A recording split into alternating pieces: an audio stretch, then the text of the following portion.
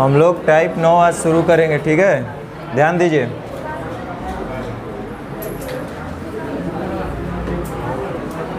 पहले जो बात बोल रहे हैं उसको आप लोग सुनिए कि हम क्या बोल रहे हैं। क्वेश्चन बन जाना, आंसर आ जाना बड़ा बात नहीं होता है। क्वेश्चन को कम समय में कैसे समझ पाए, पकड़ पाए, वो मायने रखता है। देखो आपके पास क्वेश्चन में पूछ रहा है कि ए के भाग का 3/4 भाग ज्ञात करें। ऑप्शन में ऐसा ऐसा कुछ दिया हुआ है। अच्छा, तो इतना ऑप्शन कैसे आ गया? तब तो फिर ये तीनों का हिस्सा होगा, ए, बी और सी का, है ना। तो ए के भाग का 3/4 प्राप्त करें। खैर जो भी पूछे कोई बात नहीं। तो देखो सबसे पहले एक बात हम बोले बाबू कि क्वेश्चन में कभी भी आपके पास, देखो कोई भी चैप्टर पढ़िएगा तो आपको डायरेक्टली इनडायरेक्टली हम वहीं पे लेकर आएंगे घूर फिर करके रेशियो पर। तो यहाँ भी आप देखिएगा तो प्रश्न में दो ही बात हम कितना बार बोले, क्वेश्चन को पकड़ना कैसे ये सोचो कि प्रश्न में एक निश्चित राशि अगर पूछा जा रहा है तो गारंटी है कहीं ना कहीं निश्चित राशि भी रहता है।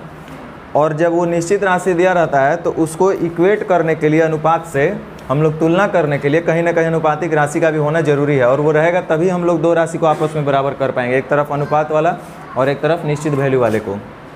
तो अनुपात डायरेक्टली आपको जनरल रेशियो के टर्म में नहीं रहेगा। जैसे जनरल रेशियो का हम बोले थे कि जिसका डिनोमिनेटर 1 हो, जैसे ऐसा कभी नहीं रहेगा 3:2:5। इस तरह से डायरेक्ट बहुत रेयर रह सकता है, अलग अलग रूप में रहेगा। जैसे हम लोग देखे थे 2a = 3b = 5c, बहुत जगह देखे हैं 1/2a = 3/4b = 5/6c। इस तरीके से रहेगा। यह है अनुपात b बराबर इतना, b अनुपात c बराबर इतना। फिर हो सकता है कि 2 या 2 से अधिक का दिया रहे, a b b c c d d e, और फिर इस तरह से कहीं निश्चित राशि देकर किसी के बारे में पूछा जाए। तो कहने का सेंस ओवरऑल ये निकलता है कि सबसे पहले हम लोग को रेशियो को एक कॉमन रेशियो के टर्म में लिखना पड़ेगा, लिखना आना चाहिए। यानी कि जैसे यहाँ पे 3 लोग हैं ए बी सी, तो सबसे पहले हमको ए बी और सी के बीच का कुछ रेशियो पता होना चाहिए। उसके बाद हम लोग आगे क्वेश्चन में कुछ उसका यूज कर पाएंगे। तो कभी भी आपके पास क्वेश्चन आए तो आपका भी माइंड इस तरह के सोच में आना चाहिए कि हाँ भाई हम लोग क्वेश्चन को कैसे अप्रोच करना है। देखिए क्वेश्चन में लिखा है कि 1250 रुपया को 3 लोग में बांट देना है ए बी सी के बीच, और ए का हिस्सा जो है बी के हिस्से का 2/9 गुना है, ऐसा क्वेश्चन में बोल रहा है। और फिर सी का जो हिस्सा है ए के हिस्से का 3/4 गुना है। तो यहाँ से हम लोग ए बी सी का रेशियो निकाल सकते हैं। पहला तो बच्चे की तरह जो हम आपको सबसे पहले सिखाए हैं कि देखो लिखा हुआ है ए का हिस्सा बी के हिस्से का 2/9, यानी बी का हिस्सा होना चाहिए 9, तो ए का हिस्सा होना चाहिए 2, यानी ए और बी का अनुपात हिस्से का होगा 2:9। दूसरा बात बोल रहा है बाबू सी का हिस्सा ए के हिस्से का 3/4, यानी ए का जो हिस्सा होना चाहिए वो 4 होना चाहिए, तो सी का 3 होना चाहिए, यानी सी अनुपात ए हमारे पास 3:4 होना चाहिए। तो आप बताइए क्या यहाँ से आप ए बी सी नहीं निकाल सकते हैं? निकाल सकते हैं, लेकिन मैं बोला कि आप वो सब अब काम पुराना हो गया, आप लोग थोड़ा सा बूढ़ बुजुर्ग हो चुके हैं, तो उस हिसाब से ही काम आप लोग को भी करना चाहिए। हमको एबीसी का निकालना है, जिससे आपको चलना है, चलिए कोई दिक्कत नहीं है। देखो सीखने की प्रक्रिया लंबी और कठिन होती है। हो सकता है कि आपको सीखने में तकलीफ़ होगा, तो तकलीफ़ को झेल लेना है, लेकिन ऐसा नहीं कि ज़िंदगी भर आजीवन वो तकलीफ़ बना रहे, वैसा काम नहीं करना चाहिए। मतलब अगर किसी चीज़ को करने से अगर हमारा काम आसान हो जाए तो वो चीज़ को कर लेना चाहिए। तो इसलिए अभी हम जो बात आपको बता रहे हैं, हो सकता है कि आपको अल्टर लगे, दिक्कत लगे समझने में, लेकिन उससे घबराना नहीं है। आपको इस चीज़ को सीखना है क्योंकि इसका बहुत ज़्यादा बेनिफिट होगा।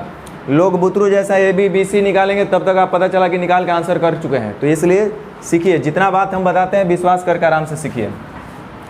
ए का हिस्सा जो है बी के हिस्से का 2/9 गुना है, तो बी का हिस्सा 2/9, यानी ए और बी का हम जानते हैं 2:9 होगा।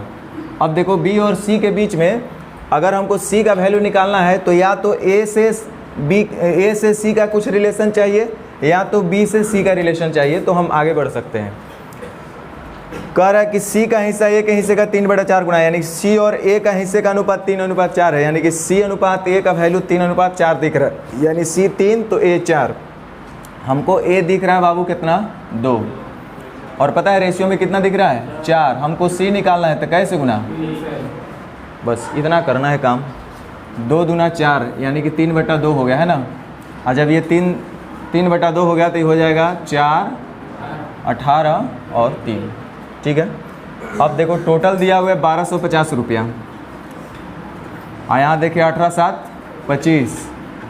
पूछ रहा है कि सी ए के भाग का 3/4 प्राप्त करे। अगर ए निकालना होता तब तो 4 से गुना, लेकिन उसका 3/4 निकालेंगे तो सिर्फ 4 का 3/4 कितना आएगा 3। 25 25 125 50 दिया 150।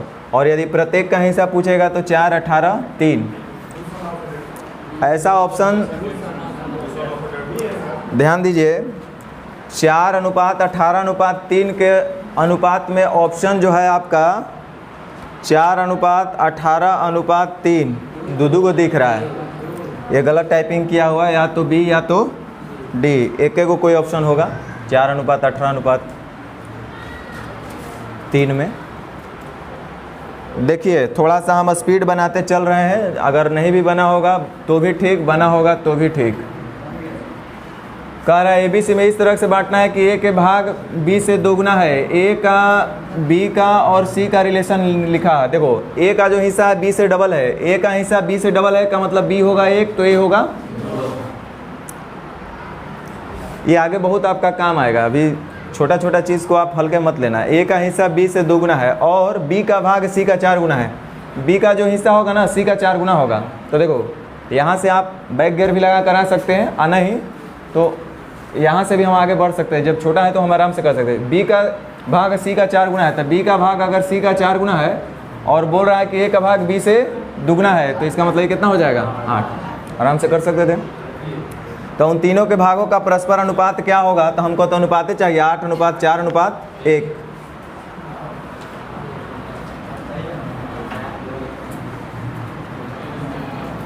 देखिए कह रहा है ए बी सी में 490 रुपया का इस तरह से बांटना है कि ए का हिस्सा बी के हिस्से से आधा हो। ए बी सी में बांटना है, जो ए का हिस्सा होना चाहिए वो बी से आधा होना चाहिए। तो देखो सही लिखे हैं ना, ए का हिस्सा बी से आधा है और सी का हिस्सा से 3 गुना है। ध्यान दो यहाँ पे अक्सर गलती करते हैं, चूँकि आप सीटिंग अरेंजमेंट भी जब पढ़ रहे होंगे तो आप लोग को ये बात बताया जाता है। और तथा 2 वर्ड है, एक बार केयर करो हम जो बोल रहे हैं। और या तथा, इंग्लिश में इसको एंड बोलते हैं और ग्रामर में इसको नाम दे दिया गया है सुंदर सा भाषा में कंजंक्शन। और एक दूसरा वर्ड यूज होता है बाबू आपको, जो कि हमेशा परेशान करने के लिए यूज किया जाता है आपको लैंग्वेज में,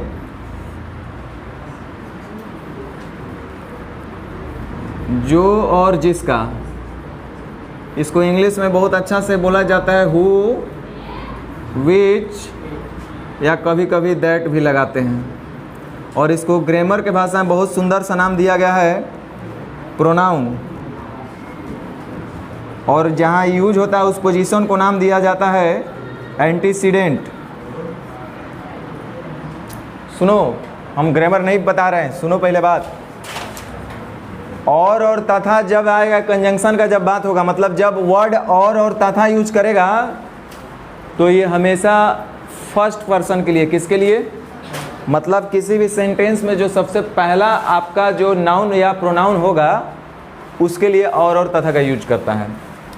और जहाँ जो और जिसका का बात, मतलब जो और जिसका वर्ड यूज़ करेगा तो अपने नियरेस्ट नाउन या प्रोनाउन के लिए, जिसको नाउन ऑफ एंटीसीडेंट नाम दिया जाता है, तो उसके लिए जो और जिसका बोलता है। जैसे सुनो, हम एक बात बोल रहे हैं, ए, ध्यान दो, ए बी का पड़ोसी है जो दाएं से तीसरे पर बैठा है। फिर से, ए बी का पड़ोसी है जो दाएं से तीसरा है। तो दाएं से तीसरा कौन है, ए कि बी? बी होगा। हाँ वही, सुनो हम जान रहे हैं ए बी। सुनो, ए बी का पड़ोसी है जो दाएं से तीसरा है। तो जो के पहले बी आया है कि ए आया है? बी आया है। तो जो सबसे नियरेस्ट पर्सन होगा उसके लिए जो और जिसका यूज होगा, जो नियरेस्ट, जिसको नाउन ऑफ एंटीसीडेंट हम लोग बोलते हैं। अगर हम बोलते ए बी का पड़ोसी है और सी से तीसरे स्थान पर बैठा हुआ है, तब मतलब कौन बैठा हुआ है? ए। कुछ भाषा में अंतर समझ में आ रहा है? तो जो और जिसका हमेशा नियरेस्ट पर्सन के लिए और या तथा हमेशा फर्स्ट पर्सन के लिए, यानी कि सेंटेंस का जो बिगनिंग वाला नाउन या प्रोनाउन या सब्जेक्ट जो होगा उसके लिए हमेशा कंजंक्शन का यूज होगा, यानी कि और तथा का। जो नियरेस्ट पर्सन होगा उसके लिए जो और जिसका का।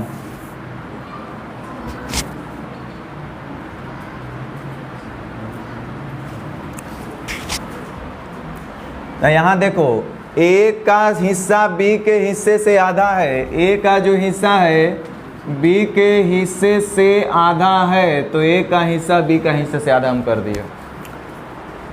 और का मतलब बी की ए से रिलेशन बता रहा है, ध्यान देना। और का मतलब ए जो है सी से 3 गुना होना चाहिए, इसका कहने का मतलब यही है। अगर बोलता ए का हिस्सा बी के हिस्से से आधा है जो सी का 3 गुना है, तो कर मतलब बी जो है सी का 3 गुना है। और अगर और लगा दिया तो इसका मतलब ये किसके लिए बोल रहा है? ए के लिए, मतलब ए जो है सी का 3 गुना है। तो देखो एक काम करते हैं, शुरू से हम बढ़ जाते हैं। ए जो है ना सी का 3 गुना है, बोलो ए जो है सी का। तो एक काम करते हैं, अगर आपको टेंशन ना हो तब इसको 2 बना देते हैं, इसको 6 बना देते हैं, कोई दिक्कत नहीं ना। अब हमको पता है ए जो है बी का आधा है, तो ये कितना हो जाएगा? अच्छा बी आधा था, कोई बात नहीं, तब तो ऐसे ही कर सकते थे, कोई दिक्कत नहीं है। अभी भी वही आएगा, 2 तिहाई 6, 2 छक्के 12, 2 एकम 3 पे लेकर हम लोग बढ़ सकते थे। हम बी का न सोच करके ए का सोच लिए थे, कोई बात नहीं। जो बात बोल रहे वो समझ में आया? अरे बोलो हाँ ना। और नहीं आया तो फिर बहुत सारे उपाय हैं अपने पास, जरूरी नहीं कि यही तिकड़मबाजी करते रहेंगे, बहुत सारे उपाय हैं। नहीं समझ में आया? चलो नहीं समझ में आया तो देखो, जिनको कुछ नहीं समझ में आया उनके लिए हम बोल रहे हैं। पहला तो ए अनुपात बी, बी अनुपात सी लिख के कर सकते हो सब लोग। अरे हम क्या बोल रहे हैं, ए जो है बी का आधा है, ए बी का आधा है, यानी 1 अनुपात। और देखो आगे किसका बोल रहा है? ए सी का 3 गुना है, ए जो है सी का 3 गुना है। क्या यहाँ से ए बी सी निकलेगा? चलो ये तो बच्चा भी निकाल लेगा। चलो दूसरा बात, हम कहीं से शुरू कर देते हैं, कुछ नहीं आता हमको। ए जो है बी से आधा है, ए जो है बी से आधा है, तो ये होगा 1, तो ये होगा। अब आगे पढ़ रहे हैं, हमको पीछे मुड़ना ही नहीं, बस आगे बढ़ते चला जाना है। ए जो है सी से 3 गुना है, ए सी से 3 गुना होने का मतलब ए और सी का अनुपात 3:1 होना चाहिए। बोलो ए और सी का अनुपात 3:, माने ए होगा 3 तो सी होगा। ए दिख रहा है हमको 1 का तुलना 3 से सी का निकालना है, तो कैसे गुना? कोई गलत तो नहीं बोल रहे हैं? आप हल करो, 3, 6, 1। कुछ हवा पानी लग रहा है? ठीक है, अगर लग रहा है तो अच्छा बात है। तो सी का शेयर कितना है? सी का हिस्सा निकालना है। टोटल कितना है? 490। यहाँ जोड़ो, 6, 3, 9 और 1, 10, 49 रुपया।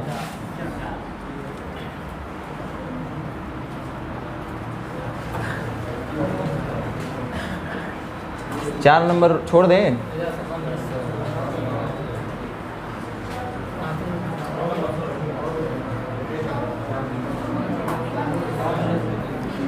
तीन संख्याओं का योग 252 है। यदि पहली संख्या दूसरी संख्या से 3 गुनी और तीसरी संख्या पहली संख्या की 2 तिहाई है।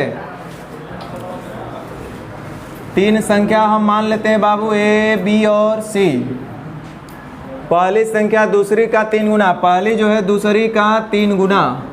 आगे देखो, तीसरी संख्या पहली का 2 तिहाई, पहली का 2/3, ऐसा लिखा है ना।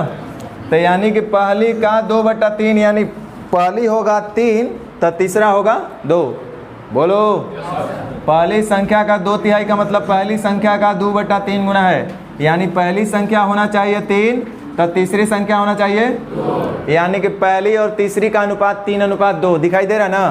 पहली का और तीसरी का अनुपात 3:2, एक मतलब ही 3 होगा तो तीसरा 2 होबे करेगा। 3:2 का मतलब पहला और तीसरा का। अरे बोलो, टोटल है 252, तीनों मिला करके यहाँ जोड़ो, 3 1 4 2। तो पूछ रहा है दूसरी संख्या क्या होगी, तो कैसे गुना?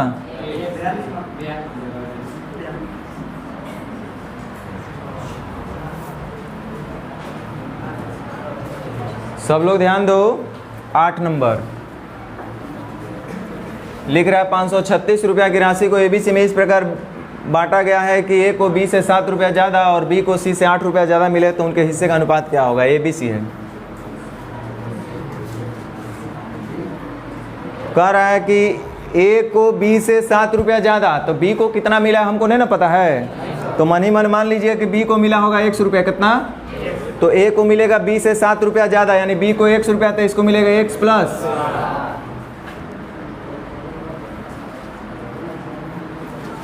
आगे बोल रहा है और B को C से 8 रुपया ज़्यादा, B को C से 8 रुपया ज़्यादा, तो B को C से 8 रुपया ज़्यादा, तो इसको मिलेगा x माइनस 8।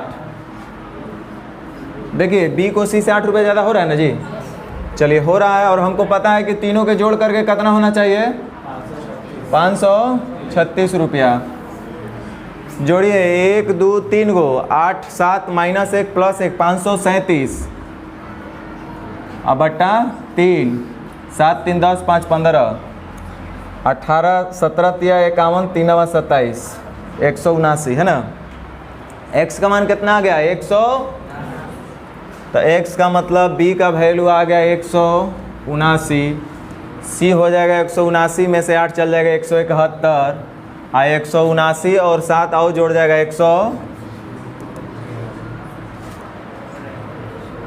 19 9 71 से 9 7 16 और 1 17, 8 6 14 1 15, तो कट नहीं रहा है। 53, तो 53 हो जाएगा, तो 53 और 1 18, 53 1 54, 3x बराबर 54, तो x बराबर 18, तो ये हो जाएगा 18, 18 में से 8 जाएगा 10, 18 7 25, 18 10 है कहीं। सुनो, अब तो यहाँ मेंशन नहीं किया गया है, लेकिन ये मेरा क्वेश्चन नहीं है, एग्जाम का क्वेश्चन है। अब दिमाग लगाओ, सुनो इधर ध्यान दो। A को B से 7 रुपया ज़्यादा मिल रहा है, A को B से 7 रुपया ज़्यादा मिल रहा है। ऐसे बड़ा बड़ा भी क्वेश्चन आएगा तो थोड़ा सा हमको दिमाग का यूज कर लेना है। A को B से 7 रुपया ज़्यादा मिलने का मतलब है कि A जब भी होगा तो B से ज़्यादा ही होगा ना। और ये भी पता है कि B को C से भी 8 रुपया ज़्यादा मिल रहा है, यानी सबसे कम किसको तब मिल रहा है, यानी सबसे कम बउआ होगा C, ओकरा बाद फिर B, या ओकरा बाद फिर A, यानी सबसे ज़्यादा A फिर B और, यानी कि घटते हुए क्रम में ऑप्शन होना चाहिए। नहीं, अच्छा सब घटते ही क्रम में है, नहीं ठीक है। 16 9 और 8 है ना, ये तो नहीं है, ये भी नहीं है, तो A और B है। लेकिन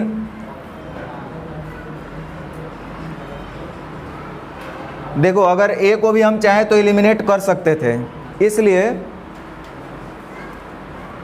कि आप गौर से देखो A को जो मिलना चाहिए B से 7 रुपया अधिक मिलना चाहिए, तो ये तो 9 7 16 अगर मान लीजिए कि एग्जैक्ट वैल्यू ही होता तो ये 8 और 1 9, तो B को C से 1 रुपया अधिक मिल रहा है। अब B ऑप्शन अगर एग्जैक्ट वैल्यू ही होता तब भी देखो ये सेटिस्फाई कर रहा है, इससे 7 रुपया अधिक, आप C से 8 रुपया अधिक। समझ में आ रहा है? चलो रुको, हाँ वो तो आएगा, शायद वो भी आएगा। 16 9 25 और 8 33 नहीं आ रहा है, हाँ तो नहीं हो रहा है। 53 का मल्टीपल में वो B ऑप्शन तब आएगा। चलो ध्यान दो, सुनो इधर, सुनो सुनो, थोड़ा सा हम लोग दिमागी कसरत कर लें, करेंगे? बोलो।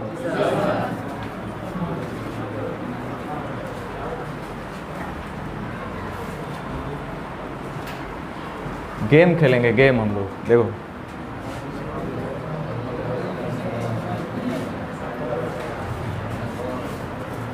अरे सुनो, जहाँ से अच्छे अच्छे का सोच समाप्त होता है वहाँ से हम लोग का सोच, तो यहाँ दिमाग लगाओगे तब ना, कि ऐसे खाली फेंकने से हो जाएगा।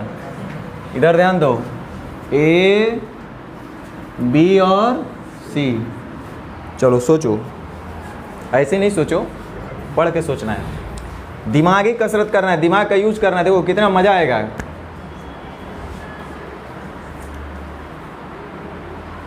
अच्छा इसको तो हटा दो यार, बार बार ही दिक्कत करेगा। हम क्या बोलना चाह रहे हैं, पहले मेरे क्वेश्चन का जवाब दीजिएगा। आपके पास कुछ धन है, कुछ पैसा है, ठीक है, आपसे मेरे पास 50 रुपया ज़्यादा है, इसका मतलब हमारे आपके बीच में अंतर कै रुपया का है? लेकिन हम चाहते कि नहीं हम दोनों बराबर हो जाए, उसके लिए कौन जादू टोना करना पड़ेगा बोलो?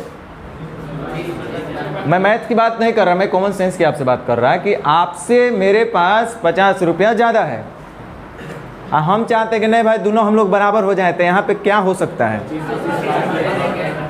चलो अच्छा बात है, 25-25 बांट लेंगे। और बताओ और क्या हो सकता है, बताओ, दिमाग लगाओ, बताओ। मैं मैथ्स की बात नहीं कर रहा भाई, आपके पास जितना भी पैसा है ना उससे 50 रुपया मेरे पास ज़्यादा है और हम चाह रहे कि हम दोनों हो जाएं बराबर, उसके लिए क्या करना पड़ेगा? अच्छा मतलब हमारे में से 50 रुपया आप घटा दीजिए। अगर हमसे 50 रुपया अगर कम कर दिए, सुनो, अगर हम अपने पॉकेट से 50 रुपया हटा देंगे तो हम और आप, ऐसा भी तो हो सकता है कि हम आपसे 50, हम आपके पॉकेट में अलग से और 50 रुपया डलवा दे तो जितना मेरे पास उतना, बोलो हो सकता है कि नहीं हो सकता है?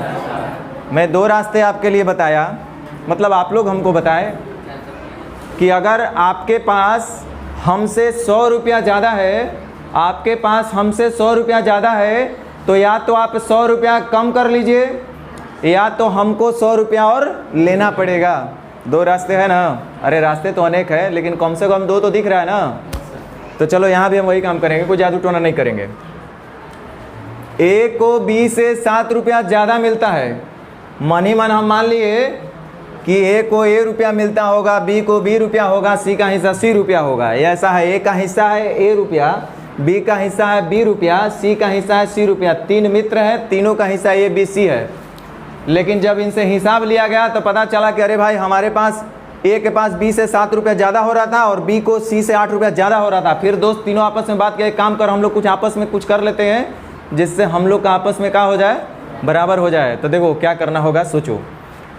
ए को बी से 7 रुपया ज़्यादा मिलता है, ए के पास जो है ना बाबू ए रुपया है और बी के पास बी रुपया है। हम बोल रहे हैं कि ए के पास बी से 7 रुपया ज़्यादा है, हम चाहते हैं कि दोनों को हम बराबर कर दें, तो क्या करना पड़ेगा? सी को दे देना पड़ेगा। अरे सी को काहे ला रहे हैं, बात हो रहा है और बी को।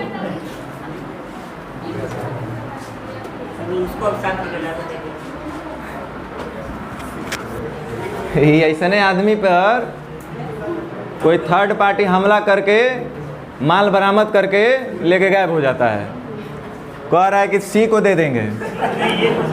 ए और बी के बारे में देखिए क्या बोल रहा है, ए को बी से 7 रुपया ज़्यादा मिलता है। देखो इधर ध्यान दो, तो ए को अगर बी से 7 रुपया ज़्यादा मिल रहा है ना, तो हम मेरे पास 2 आइडिया है। ए को बी से 7 रुपया ज़्यादा है तो एक काम करो, एक अभी 7 रुपया ज़्यादा हो रहा है ना, इसको माइनस करो 7, तो ही बोलेगा अब हमारे बराबर में तू हो गया। नहीं बोलेगा तो बोलो। लेकिन बी ऐसा ही बोल सकता था। अच्छा जब ऐसा बात है, कोई अगर सातिर दिमाग वाला होगा तो बोलेगा सर ये जरूरी है कि ऐसा नहीं होगा। ऐसा भी तो हो सकता है कि अगर ए के पास बी से 7 रुपया ज़्यादा है, ए के पास बी से 7 रुपया ज़्यादा है, तब बी को 7 रुपया ना कम हो रहा है बराबर होने के लिए, तब बी को ही कहा ना 7 रुपया दे दिया जाए कि दोनों आपस में बराबर हो जाए। दोनों बात हो सकता है कि नहीं हो सकता है? जिससे आपका दिल भरे उससे करो, कोई फर्क नहीं पड़ना है। चलो ध्यान दो,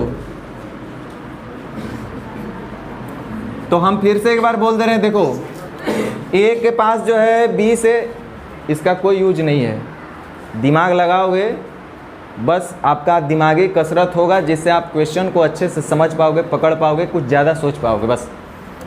तो ए के पास बी से 7 रुपया अधिक है, तो मैं बोला ए के पास अगर 7 रुपया अधिक है तो इसको 7 रुपया कम कर दो, तब ही हो जाएगा दोनों आपस में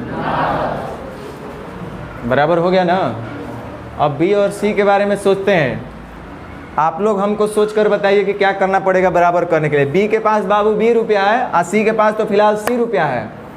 ये दोनों अब चाह रहे हैं कि हम लोग हो जाए आपस में बराबर। लेकिन क्या है कि बी के पास अभी भी सी से 8 रुपया, कोई मैथ का बात नहीं कर रहे भाई। सोचोगे तो आपको लगेगा अरे इतना छोटा छोटा बात आप बोल रहे हैं। बी के पास सी से 8 रुपया ज़्यादा है, बी के पास अभी भी सी से 8 रुपया, तब क्या करना पड़ेगा? बी के पास जो है सी से 8 रुपया ज़्यादा है,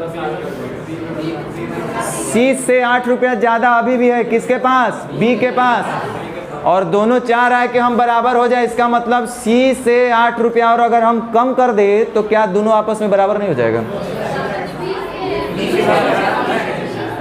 कम करने से हो जाएगा। बी के पास ना ज़्यादा है हो, तब बी के पास अभी भी 8 रुपया ज़्यादा है, तो सी को 8 रुपया और देना दो, तो ये दोनों हो जाएगा आपस में फिर से। गलत तो नहीं बोल रहे ना? चलो, जब दोनों हो गया आपस में बराबर, तो रुको, आप 53 रुपया को बांट रहे थे ए, बी और तो जब ए रुपया बांटते, बी रुपया बांटते, सी रुपया, तब जोड़ करके टोटल होता 53 रुपया। अब ए के हिस्से में आप 7 रुपया घटा दिए हैं, ए का हिस्सा ए रुपया था ना, आप बी के हिस्से जितना था उतना ही छोड़ दिए हैं और सी के हिस्से में और 8 रुपया आप जोड़ दिए हैं, तो अब टोटल क्या 53 रुपया होना चाहिए। और इनके हिस्से में 7 रुपया घटाए हैं, 8 रुपया जोड़े हैं, यानी कि फाइनली 1 रुपया और प्लस हुआ। बोलो, ए के हिस्से में 7 रुपया घटा दिया, सी में 8 रुपया जोड़ दिया, यानी कि फाइनली ए, बी, सी के हिस्से में 1 रुपया का बढ़ोतरी हुआ है, नहीं हुआ है? यानी कि ए, बी, सी के हिस्से में और 1 रुपया बढ़ाएं देंगे और तब इस तरह से बांटेंगे तो 1 अनुपात होगा, यानी कि टोटल 53 रुपया नहीं होना चाहिए। कै रुपया होना चाहिए? 54 रुपया होना चाहिए। और 54 रुपया का वैल्यू जो दिया है, छोड़ो, पहले अभी गधा जैसा समझा देते हैं। ए माइनस 7 जोड़ बी जोड़ सी प्लस 8 का मान होना चाहिए कै रुपया होना चाहिए? बोलो। तो A plus B plus C plus 1 बराबर हो जाएगा 53। तो एक बात आप मुझे बताओ, कि हम लोग गलत कर रहे हैं कि सही कर रहे हैं? बताओ, गलत कर रहे हैं कि सही कर रहे हैं? हम लोग ए में से जो ए का हिस्सा था, यहाँ पे जो हम लोग 53 रुपया लिखे ना, वो क्यों गलत लिखे हैं? क्योंकि 53 रुपया ए के 7 रुपया घटाने के बाद अब बी का हिस्सा सी में 8 रुपया जोड़ने के बाद 53 रुपया नहीं आना चाहिए। ए का हिस्सा जो होना चाहिए, बी का जो हिस्सा होना चाहिए और सी का जो एक्चुअल हिस्सा होना चाहिए, उस तीनों को जोड़ने के बाद 53 रुपया होना चाहिए। यानी कि ए प्लस बी प्लस सी बराबर 53 होना चाहिए, ना कि ए में से 7 रुपया घटा दो, अब सी में 8 रुपया जोड़ दो, बी को रख दो और तब 53 रुपया हो जाएगा। ऐसा नहीं ना बोला है? ए बी सी का जो हिस्सा होगा उसका जोड़ करके 53 रुपया होना चाहिए। तो ये बात हम आपको बोलना चाह रहे हैं कि यहाँ पे जब हम लोग ए, बी और सी का देख रहे थे हिस्सा, तो टोटल 53 रुपया था, लेकिन अब ए के हिस्से में 7 रुपया हम लोग कम कर दिया, अब सी के हिस्से में 8 रुपया जोड़ दिए, यानी कि फाइनली 1 रुपया का और हम लोग बढ़ोतरी कर दिए, यानी वृद्धि कर दिए हैं। यानी कि अब जोड़ जाड़ के 53 रुपया नहीं होना चाहिए, 54 रुपया होना चाहिए। कितना होना चाहिए? 54 रुपया का जब हम 1:1:1 में बांटेंगे तो सबका हिस्सा कितना कितना आना चाहिए? बोलो, बोलने में भी आप लोग डर रहे हैं भाई। 54 का तुलना 3 से इसका निकालना है तो 1 से गुना, इसका भी निकालना है तो 1 से गुना, इसका भी निकाल, सब तो बराबर ही ना है। यानी कितना? रुक जाओ 18 का मतलब ये हुआ बाबू कि a माइनस 7 का वैल्यू है 18 रुपया, तो इसका मतलब a का वैल्यू कितना होना चाहिए? बोलो। आई तो हो जाएगा 18। c प्लस 8 का वैल्यू है आपके पास 18 रुपया, तो c का वैल्यू कितना होना चाहिए? हमको लगता है कि आप लोग को ज़्यादा मेंटली टॉर्चर हो गया। कोई बात नहीं, हो गया तो कोई बात नहीं। क्या करें, इसको भी करें? हमको तो लगता है ये ऑप्शनों से हो सकता है। 5 3 2 होगा क्या? या तो 2 3 5 होगा, या तो 5 3 2 होगा, जो भी हो देख लेते हैं। PQR PQR, Q को P से 30 रुपया अधिक, Q को P से 30 रुपया अधिक और R को Q से 60 रुपया अधिक, R को Q से 60 रुपया अधिक, तो X प्लस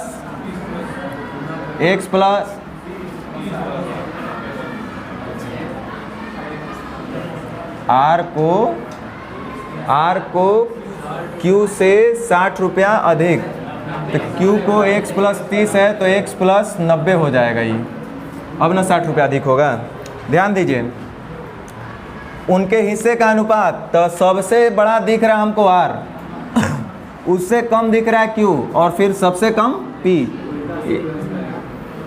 PQR 2 3, देखो 5 3 2 नहीं हो सकता है क्योंकि सबसे बड़ा हिस्सा किसका होना चाहिए, R का, तो ये तो छोटा हिस्सा दिख रहा है। 3 2 5, तो ये तो एगो बड़ा हो रहा है लेकिन बीच में एगो छोटू आ गया, यो नहीं हो सकता है। 2 5 3 हो ही नहीं सकता है, सीधे बोल सकते थे कि ऑप्शन नंबर BA होगा। अच्छा यहाँ भी आप दिमागी कसरत कर सकते थे, है ना, आप लोग सोच करके देखिएगा।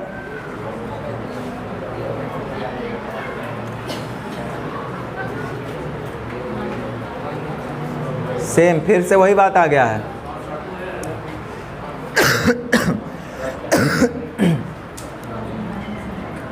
देखो A, B और C के बारे में क्या बोला गया है कि A को B से 120 रुपया अधिक, A को B से 120 रुपया अधिक तथा C से, तथा और हमेशा किसके लिए, फर्स्ट पर्सन के लिए। तब फर्स्ट पर्सन यहाँ कौन है, A है, यानी कहना चाह रहा है कि A को C से 120 रुपया अधिक, तय कर मतलब C को मिलना चाहिए, A को C से 120 रुपया अधिक। अच्छा कम है तो x माइनस 120, अब तीनों के जोड़ जाड़ के कितना होना चाहिए, 561। हल कर लेंगे, बराबर भी हम लोग करके कर सकते हैं, दिमाग लगाइएगा तो।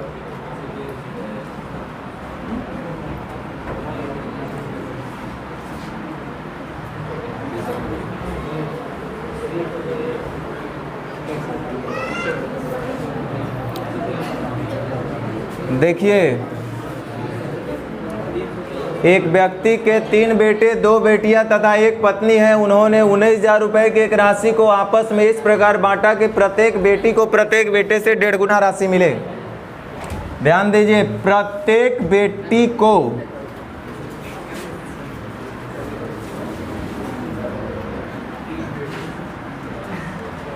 प्रत्येक बेटे से 1.5 गुना। 1.5 गुना का मतलब इसको 2 मिलेगा तो इसको 3 मिलेगा।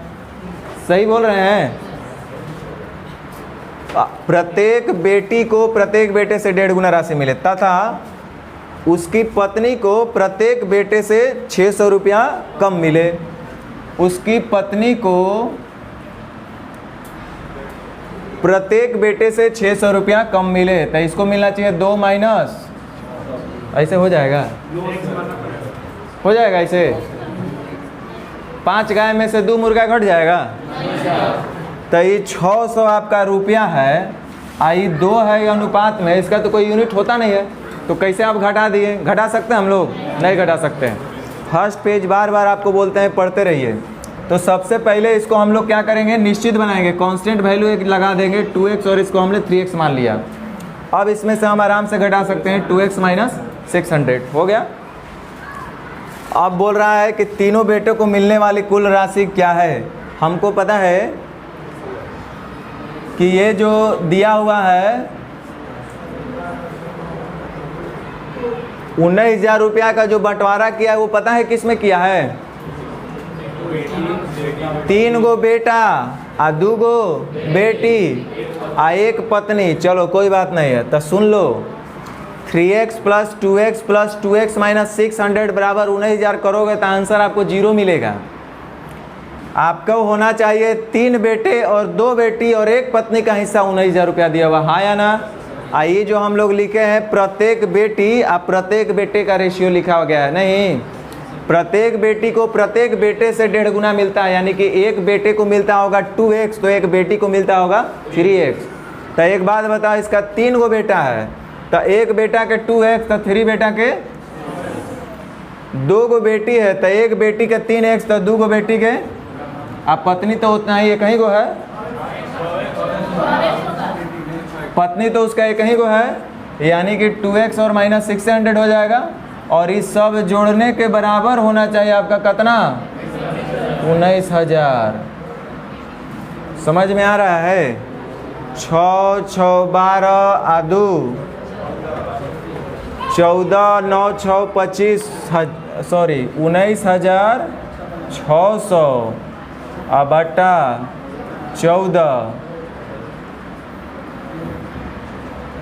14 का स्क्वायर ना होता है। तो आपसे पूछ किसका रहा है? तीनों बेटों को मिलने वाली कुल राशि क्या है? तीनों बेटों को 3 दूनी 14 छक,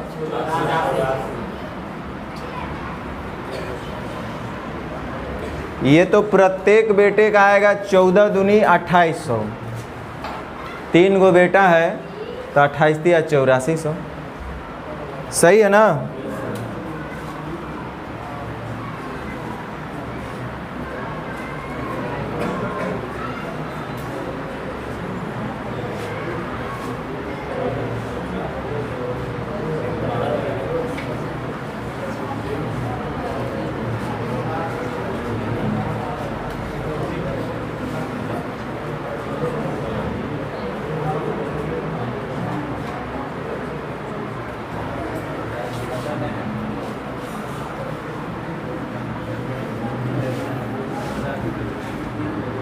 ए बी और सी में 120 रुपया इस तरीके से बांटना है कि ए का हिस्सा बी के हिस्से से 20 रुपया अधिक है। ए का जो हिस्सा है बी के हिस्से से 20 रुपया अधिक है, और सी के हिस्से से 20 रुपया कम है। और का मतलब फर्स्ट पर्सन के लिए, किसके लिए बोल रहा है? ए का, मतलब ए का जो हिस्सा है सी से 20 रुपया कम है। ए का जो हिस्सा है सी से 20 रुपया कम है।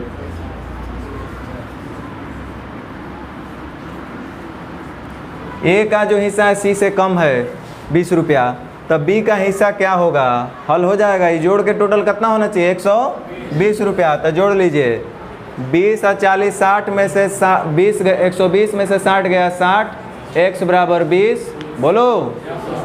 तो बी का हिस्सा क्या होगा? बी से होगा। 9,000 रुपया को ए बी सी में इस तरीके से बांटना है कि ए को बी से 5 गुना मिले। ए बी सी में बांटना है, ए बी और सी। कह रहा है कि ए को बी से 5 गुना मिले, ए को बी से 5 गुना मिले, और सी को उसका आधा मिले। सी और का मतलब फर्स्ट पर्सन के लिए, यानी कि ए के लिए बोल रहा है, मतलब ए को और सी को उसका आधा मिले, मतलब ए से सी को आधा मिलेगा।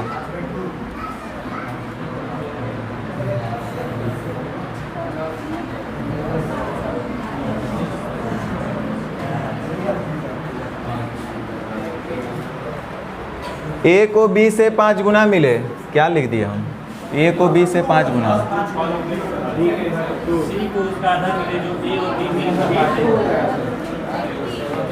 और सी को उसका आधा मिले जो ए तथा बी मिलकर पाते हैं। ठीक है, सी को उसका भी आधा मिले जो ए और बी मिलकर पाते हैं, यानी कि 6 का आधा कितना? यही शायद बोल रहा है। तो सी को कितनी राशि मिलेगी? सी को कितनी राशि मिलेगी? टोटल है 9,000। 5 3 8 और 1 9। सी का आपसे पूछा जा रहा है